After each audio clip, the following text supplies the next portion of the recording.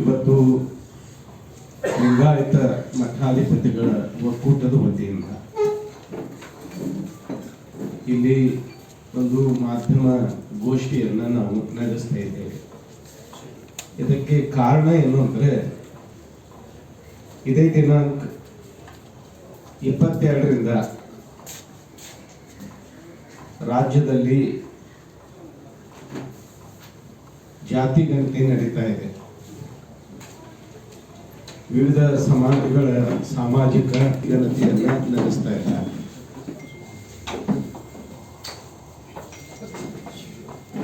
ಇತ್ತೀಚೆಗೆ ಕರ್ನಾಟಕದಲ್ಲಿ 2 ಕೋಟಿಯಷ್ಟಾದರೂ ಲಿಂಗಾಯತರ ಜನಸಂಖ್ಯೆ ಇದೆ. ಆದರೆ ಸರ್ಕಾರದ ದಾಖಲೆಗಳಲ್ಲಿ ಕೇವಲ 72 ಲಕ್ಷ ಲಿಂಗಾಯತರ ಜನಸಂಖ್ಯೆಯನ್ನು ತೋರಿಸಲಾಗಿದೆ. ಲಿಂಗಾಯತರಲ್ಲಿರುವಂಥ ವಿವಿಧ ಪಂಗಡಗಳನ್ನು ಲಿಂಗಾಯತದಿಂದ ಬೇರ್ಪಡಿಸುವಂಥ ಒಂದು ಕೆಲಸ ನಡೆದಿದೆ. ಇದರಿಂದಾಗಿ ಲಿಂಗಾಯತ ಧರ್ಮೀಯರಿಗೆ ಧಕ್ಕೆ ಉಂಟಾಗಿರುವುದನ್ನು ನಾವೆಲ್ಲ ನೋಡ್ತಾ ಇದ್ದೇವೆ. ಅನೇಕ ಜನ ಸಂದಿಗ್ಧದಲ್ಲಿದ್ದಾರೆ. ನಾಳೆ ಗಂಟಿದಾರರು ಮನೆ ಬಾಗಿಲಿಗೆ ಬಂದಾಗ ಧರ್ಮದ ಕಾಲಂನಲ್ಲಿ ಏನು ಬರೆಸಬೇಕು? ಸರ್ಕಾರ ಪ್ರಕಟಿಸಿರುವಂಥ ಪಟ್ಟಿಯಲ್ಲಿ ಹಿಂದೂ, ಕ್ರೈಸ್ತ, ಇಸ್ಲಾಂ, ಜೈನ, ಬೌದ್ಧ, ಸಿಖ್, ನಾಸ್ತಿಕ ಗೊತ್ತಿಲ್ಲ ಇಂಥ ಕಾಲಂಗಳನ್ನು ಮಾಡಿದ್ದಾರೆ. ಕೊನೆಗೆ 11ನೇ ಕ್ರಮಾಂಕದಲ್ಲಿ ಇತರೆ ಅನ್ನುವಂಥ ಒಂದು ಕಾಲಂ ಇದೆ. ಅದರಲ್ಲಿ ನಮ್ಮ ಧರ್ಮ ಯಾವುದು ಅನ್ನೋದನ್ನು ಲಿಂಗಾಯತರು ಸ್ಪಷ್ಟವಾಗಿ ನಮೂದಿಸಬೇಕು, ಅದರಲ್ಲಿ ಬರೆದಿದ್ದಾರೆ ನಮೂದಿಸಬೇಕು ಅಂತ ಹೇಳಿ. ಹಾಗಾಗಿ ಧರ್ಮದ ಕಾಲಂ 11ನೇ ಕ್ರಮಾಂಕ ಇತರೆಯಲ್ಲಿ ಲಿಂಗಾಯತರು ಲಿಂಗಾಯತ ಅಂತಲೇ ಬರೆಸಬೇಕು. ಇದು ಬಹಳ ಸ್ಪಷ್ಟವಾಗಿ. ಅನೇಕ ಜನ ತಪ್ಪು ಸಂದೇಶಗಳನ್ನು ಕೊಡ್ತಾ ಇದ್ದಾರೆ. ವೀರಶೈವ ಲಿಂಗಾಯತ ಬರೆಸಬೇಕು, ಲಿಂಗಾಯತ ವೀರಶೈವ ಬರೆಸಬೇಕು, ಅಥವಾ ಲಿಂಗಾಯತ ವೀರಶೈವ ಯಾವುದು ಬರೆಸೋದು ಬೇಡ, ಹಿಂದೂ ಅಂತ ಬರೆಸಬೇಕು. ಈ ರೀತಿ ಬರೆಸೋದ್ರಿಂದ ಲಿಂಗಾಯತರಿಗೆ ಅನ್ಯಾಯ ಆಗ್ತದೆ.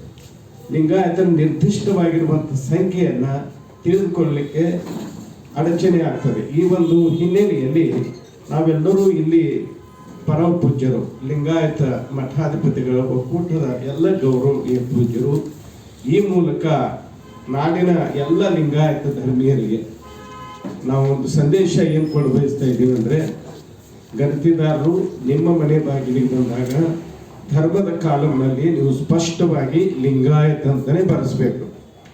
ಬೇರೆ ಯಾವ್ದು ಹೇಳಿದ್ರು ಕೂಡ ಬರೀಬಾರದು.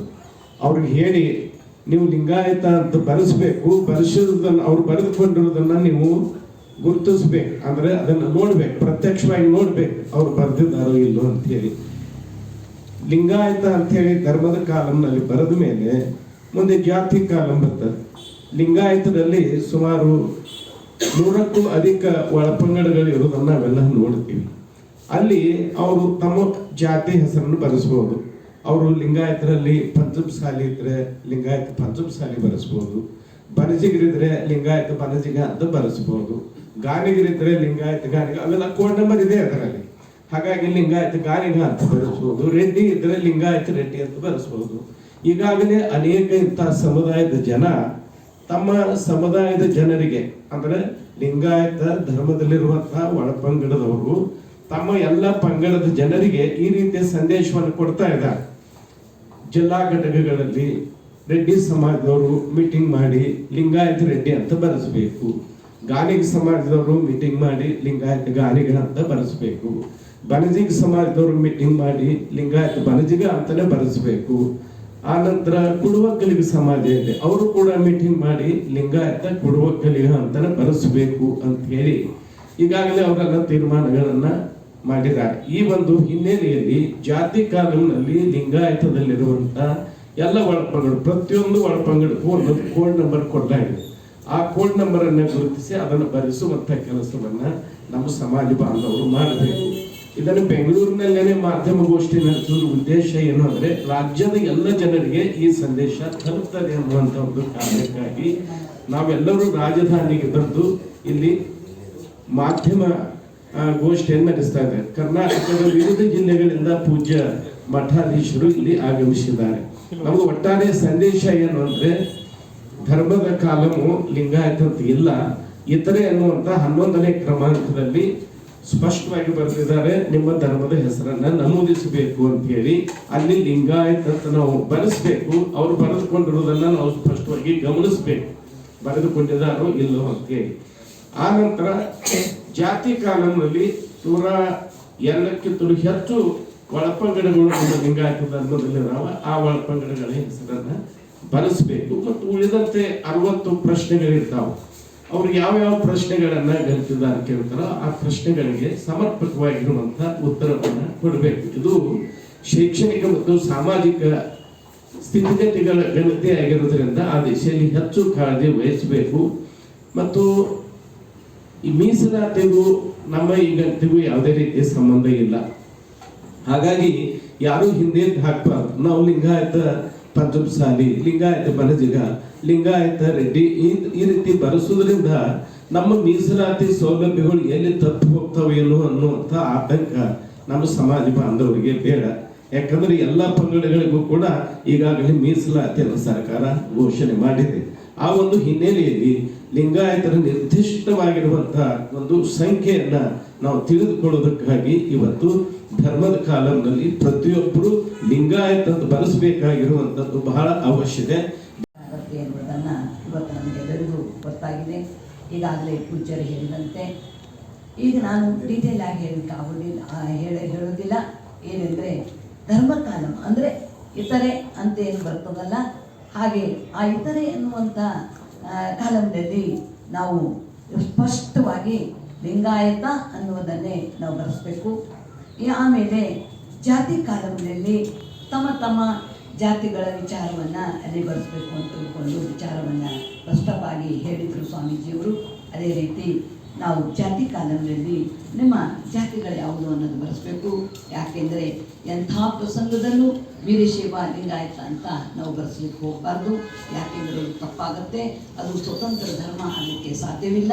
ಆ ನಂತರ ನಾವು ಅದನ್ನು ಬರೆಸಿದರೆ ನಮಗೆ ಮಾನ್ಯತೆಯೂ ಕೂಡ ಸಿಗಲಿಕ್ಕೆ ಸಾಧ್ಯವಿಲ್ಲ. ಅದಕ್ಕಾಗಿ ನಾನು ಪ್ರಸ್ತಾಪ ಮಾಡ್ತಾ ಇದ್ದೀನಿ. ನಮಗೆ ಎಲ್ಲರಿಗೂ ಶರಣ. ಲಿಂಗಾಯತ ಅನ್ನೋದನ್ನ ಧರ್ಮದ ಕಾಲಂನಲ್ಲಿ ಯಾಕೆ ಬರೆಸಬೇಕು ಅನ್ನೋದಕ್ಕೆ ಈ 150 ವರ್ಷಗಳ ಇತಿಹಾಸವನ್ನ ಗಮನಿಸಿದಾಗ 1871 1881ರವರೆಗೆ ಎಲ್ಲ ದಾಖಲೆಗಳಲ್ಲಿ ಲಿಂಗಾಯತ ಅನ್ನುವಂಥದ್ದಿದೆ. ಅದೊಂದು ಸ್ವತಂತ್ರ ಧರ್ಮ ಅನ್ನುವಂಥ ಒಂದು ರೀತಿಯಲ್ಲಿ ದಾಖಲಾಗಿದೆ. ನಂತರದ ದಿನಗಳಲ್ಲಿ ಕೆಲವರು ಅದನ್ನ ಹಿಂದೂದಲ್ಲಿ ಸೇರಿಸಿರುವಂಥದ್ದನ್ನು ಕೂಡ ನಾವು ಗಮನಿಸ್ತೀವಿ. ಆನಂತರ ನಿರಂತರವಾಗಿ ಲಿಂಗಾಯತ ಅನ್ನುವಂಥ ಒಂದು ಪದವನ್ನ ಅದು ಸ್ವತಂತ್ರ ಧರ್ಮದ ರೀತಿಯಲ್ಲಿ ಬಳಸಬೇಕು ಅನ್ನುವಂಥ ಒಂದು ವಿಚಾರಗಳನ್ನ ಹೇಳ್ಕೊಂಡಿದ್ದಾರೆ. 1891ರಲ್ಲಿ ಲಿಂಗಾಯತವನ್ನ ಹಿಂದೂದಲ್ಲಿ ಸೇರಿಸಿದ್ರು ಕೂಡ ಲಿಂಗಾಯತ ಇದೆ ಹೊರತು ಅದರಲ್ಲಿ ವೀರಶೈವ ಇಲ್ಲ. ಹಾಗಾಗಿ ವೀರಶೈವ ಪದ ಲಿಂಗಾಯತ ಧರ್ಮದ ಒಂದು ಒಳಪಂಗಡದಲ್ಲಿ ಬರುವಂತ ಪದ ಆಗಿರೋದ್ರಿಂದ ಅದನ್ನ ಧರ್ಮದ ಕಾಲದಲ್ಲಿ ಯಾವ ಕಾಲಕ್ಕೂ ಬಳಸಬಾರ್ದು. ಇಲ್ಲಿವರೆಗೂ ದಾಖಲೆಗಳಲ್ಲಿ, ಸರ್ಕಾರದ ದಾಖಲೆಗಳಲ್ಲಿ ಲಿಂಗಾಯತ ಅಂತಿದೆ. ಲಿಂಗಾಯತ ಒಳಪಂಗಡಗಳ ಹೆಸರಿನ ಮುಂದೆ ಕೂಡ ಲಿಂಗಾಯತ ಬರೆದಿಗ, ಲಿಂಗಾಯತ ಅಂತ ಅನ್ನುವಂಥದ್ದು ಮಹಾರಾಜರ ಕಾಲದಿಂದಲೂ, ಮೈಸೂರು ಮಹಾರಾಜರ ಕಾಲದಿಂದಲೂ ಲಿಂಗವಂತ ಲಿಂಗಾಯತ ಅಂತ ಅನ್ನುವಂಥ ರೀತಿಯಿಂದ ಮೊಟ್ಟ ಮೊದಲು ಜನಗಣತಿ ಆದಂಥ ಸನ್ನಿವೇಶದಲ್ಲೂ ಸಹ ಅದಿದೆ. ಆ ಸಮಯದಲ್ಲೇ ಸರ್ಕಾರಕ್ಕೆ ಕೆಲವರು ಮಾಹಿತಿ ಒಂದು ಅಪ್ಲಿಕೇಶನ್ ಕೊಟ್ಟಿದ್ರು, ನಮ್ಮನ್ನ ಲಿಂಗಾಯತ ಅನ್ನೋದ್ರ ಜೊತೆಗೆ ವೀರಶೈವ ಅಂತಲೂ ಸೇರಿಸಿ ಅಂತ. ಆ ಕಾಲದಲ್ಲೂ ವೀರಶೈವ ಅಂತ ಅನ್ನೋದಕ್ಕಿಂತಲೂ ಪ್ರಪ್ರಥಮವಾಗಿ ಜಾರಿಯಲ್ಲಿದ್ದಿದ್ದು ಲಿಂಗಾಯತ. ಆಮೇಲೆ ಅಷ್ಟೇ ಅಲ್ಲ, ಇನ್ನೊಂದು ಲಿಂಗಾಯತ ಅನ್ನೋದು ಧರ್ಮ, ಹಿಂದೂ ಧರ್ಮ ಅಂತ ಸೇರಿಸಿ ಅಂತ ಹೇಳಿದ್ರೆ ಹಿಂದೂ ಅಂತ ಅನ್ನೋದು ಅದು ಒಂದು ರಿಲಿಜನ್ ಅಂತ ಅನ್ನೋಂಥ ಲೆಕ್ಕದಲ್ಲಿ ಬರೋದಿಲ್ಲ. ಅದೊಂದು ಜೀವನ ಪದ್ಧತಿ ಅಂತ ಹೇಳಿ ಸುಪ್ರೀಂ ಕೋರ್ಟ್ನ ಜಡ್ಜ್ಮೆಂಟು ಇದೆ. ಹಿಂದೂ ಅಂತ ಜಪಾನ್ನಲ್ಲಿರೋರ್ನ ಜಪಾನಿಯರು ಅಂತ ಕರೆದ ಹಾಗೆ, ಚೀನಾದಲ್ಲಿರೋರ್ನ ಚೈನೀಯರು ಅಂತ ಕರೆದ ಹಾಗೆ, ಇಂಡಿಯಾದಲ್ಲಿರೋರು ಇಂಡಿಯನ್ಸ್ ಅಂತ ಕರೆದ್ರು. ಅದನ್ನ ಕನ್ನಡದಲ್ಲಿ ಹಿಂದೂ ಅಂತ ಅನ್ನುವಂಥ ಲೆಕ್ಕದಲ್ಲಿ ಸಿಂಧೂ ನದಿಯ ಈಚೆ ಇರೋರು ಅಂತ ಅನ್ನುವಂಥ ಲೆಕ್ಕದಲ್ಲಿ ಬಂದದ್ದು. ಅಂದ್ರೆ ಇದು ಒಟ್ಟು ಈ ದೇಶದಲ್ಲಿ ಇರತಕ್ಕಂಥ ಎಲ್ಲ ವ್ಯವಸ್ಥೆಗಳೇನಿದೆಯಲ್ಲ, ಇದನ್ನ ಹಿಂದೂನವ್ರು ಏನ್ ಕರೀತಾ ಇದ್ರು ಅಂದ್ರೆ ಸನಾತನ ಧರ್ಮ ಅಂತಿದ್ರು, ಎಲ್ಲ ಧರ್ಮಗಳ ಒಕ್ಕೂಟ ಅಂತ. ಅದನ್ನ ಹಿಂದೂ ಧರ್ಮ ಅಂತ ಅನ್ನುವಂಥ ಲೆಕ್ಕದಲ್ಲಿ ಬರ್ಸಿ ಹಿಂದೂ ಬರ್ಸಿ ಅಂತ ಅನ್ನುವಂಥ ಲೆಕ್ಕಾಚಾರನೂ ಸರಿ ಇಲ್ಲ. ವಾಸ್ತವವಾಗಿ ಲಿಂಗಾಯತ ಧರ್ಮ, ಲಿಂಗಾಯತದಲ್ಲಿ ಒಳಪಂಗಡಗಳಿವೆ. ಅದು ಒಳಪಂಗಡಗಳು ಕಾಯಕವನ್ನು ಆಶ್ರಯಿಸಿದ್ದು. ಅವ್ರು ಏನು ಕರ್ತವ್ಯ ಮಾಡ್ತಾ ಇದ್ರು, ಇವತ್ತು ಒಂದೇ ಮನೇಲಿ 4 ಜನ ಮಕ್ಕಳಿದ್ರೆ, ಒಬ್ಬ ಡಾಕ್ಟರು, ಒಬ್ಬ ಇಂಜಿನಿಯರು, ಒಬ್ಬ ವಕೀಲ ಇದ್ರೆ ಅವರನ್ನ ವಕೀಲರು ಡಾಕ್ಟರು ಅಂತ ಗುರುತಿಸುವ ಹಾಗೆ. ಆದ್ರೆ ಮಂತನ ಏನು ಬದಲಾವಣೆ ಆಗೋಲ್ಲ.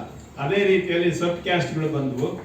ಆ ಲೆಕ್ಕದಲ್ಲಿ ಲಿಂಗಾಯತ ಅಂತ ಅನ್ನುವಂಥದ್ದು ಸ್ಪಷ್ಟವಾಗಿರುವಂತ ಸ್ವಾಭಿಮಾನಿ ಪದ್ಧತಿ. ವಾಸ್ತವವಾಗಿ ಹೇಳೋದಾದ್ರೆ ಲಿಂಗಾಯತ ಧರ್ಮ ಇಡೀ 12ನೇ ಶತಮಾನದ ಶರಣರು ಒಟ್ಟುಗೂಡಿ ತೆಗೆದುಕೊಂಡಂತ ತೀರ್ಮಾನ. ಇದು ಒಬ್ಬ ವ್ಯಕ್ತಿಯನ್ನು ಅನುಸರಿಸಿದ್ದಲ್ಲ. ಬುದ್ಧನನ್ನ ಅನುಸರಿಸಿದ್ದು ಬೌದ್ಧರಾದರು, ಜೈನರನ್ನ ಅನುಸರಿಸಿದವರು ಜೈನರಾದರು, ಸಿಖ್ ಆ ರೀತಿ ಇರೋಂಥದ್ದನ್ನ ನಾವು ನೋಡ್ತೇವೆ. ಅದೇ ರೀತಿಯಲ್ಲಿ ಯೇಸುವನ್ನ ಅನುಸರಿಸಿದವರು ಅವರು ಕ್ರಿಶ್ಚಿಯನ್ರಾದರು, ಮಹಮ್ಮದನನ್ನ ಅನುಸರಿಸಿದವರು ಇಸ್ಲಾಂ ಆದರು. ಅದೇ ರೀತಿಯಲ್ಲಿ ನಮ್ಮ ಲೆಕ್ಕದಲ್ಲಿ ಶಂಕರಾಚಾರ್ಯರನ್ನ ಅನುಸರಿಸಿದವರು ಅದ್ವೈತಿಗಳಾದರು, ಒಬ್ಬೊಬ್ಬ ಗುರುಗಳ ಹಿಂದೆ ಹೋಗ್ತಕ್ಕಂಥವ್ರು. ಆದರೆ ಬಸವ ಪರಂಪರೆಯಲ್ಲಿ ಬಂದಾಗ, ಬಸವಣ್ಣ ಎಲ್ಲರ ಲೆಕ್ಕದಲ್ಲಿ ಬಂದಾಗ ಅನುಭವ ಮಂಟಪದಲ್ಲಿ ತೀರ್ಮಾನ ಆಯಿತು. ಬಸವಣ್ಣನೇ ಗುರು, ನಾವೆಲ್ಲ ಆ ಧರ್ಮ. ಇದು ಸಾಮೂಹಿಕವಾಗಿ ಎಲ್ಲರೂ ಸೇರಿ ನಿರ್ಣಯ ಮಾಡಿದಂಥದ್ದು ಧರ್ಮ. ಆ ಒಂದು ಲೆಕ್ಕದಲ್ಲಿ ಲಿಂಗಾಯತ ಅಂತ ಅನ್ನುವಂಥದ್ದು ಧರ್ಮ. ಲಿಂಗಾಯತ ಅನ್ನುವಂಥದ್ರಲ್ಲಿ ಸಬ್ ಕ್ಯಾಸ್ಟ್ಗಳಿವೆ. ಅದನ್ನ ಆ ರೀತಿಯಾಗಿ ನಾವು ಜಾಗೃತಿ ಮಾಡಬೇಕಾದ ಕರ್ತವ್ಯ ಇದೆ. ಅದನ್ನ ನಮ್ಮ ಸರ್ಕಾರದಲ್ಲಿ, ನಮ್ಮ ಜನಗಣತಿಯಲ್ಲಿ ಎಲ್ಲದರಲ್ಲೂ ನಾವು ಅದನ್ನ ಎಚ್ಚರಿಕೆಯಿಂದ ಅದನ್ನು ಮಾಡಬೇಕು. ಹೊಸದಾಗಿ